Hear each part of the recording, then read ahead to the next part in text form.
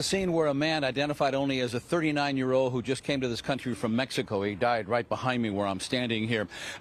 Police will identify officially only one victim. They are withholding the names on everyone else. We can tell you that they range in age from 25 to 64. We can tell you they were minding their own business. One was sitting at her desk, another one was pumping gas, and the gentleman who was 39 years old was parking his car and ready to go back. I should say he was ready to get back into his car to go to a church service just a block away when he was viciously stabbed. It was a knife attack that left 4 dead and 2 more severely injured. This woman, sitting in an insurance company, was severely stabbed by the suspect, according to police, Zachary Castaneda. One of the stab wounds came within inches of puncturing her heart. She remains hospitalized. And this man, identified as a 50-year-old, was pumping gas, minding his own business, when police say Castaneda started talking to him and suddenly stabbed him so severely that his nose was almost cut off.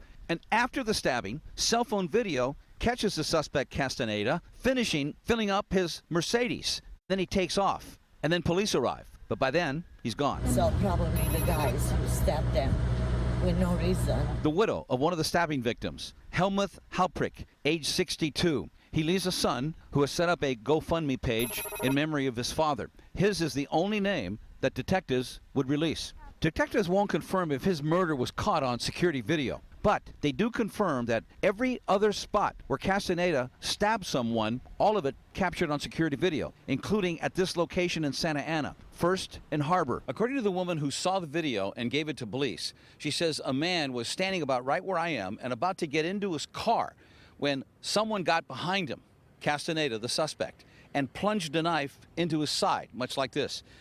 The video, she says, then shows the man struggling and starting to run. He takes a few steps, much like this, and then drops to his knees and starts to crawl. He gets up and makes it right beyond that fire hydrant, that little alleyway where he collapsed. The car's not going through it. And after he collapsed, according to the video, Castaneda stabbed him several more times and then took off. Next, the 7-Eleven store across the street, where detectives say the video shows after Castaneda stabbed the security guard in the back, he cut the gun off his holster using the same knife. It was undercover officers who made that arrest. They were in the office. The call was all-out help. We need someone out there. They went out in the patrol cars, in their undercover cars, I should say, and they just happened to come across this scene, and they knew right away that they had the man they wanted. Police also make very clear that if he had not been caught when he was, there would have been more people killed. Reporting live from the city of Garden Grove, I'm Dave Lopez, KCON 9 News. Thank goodness he was caught.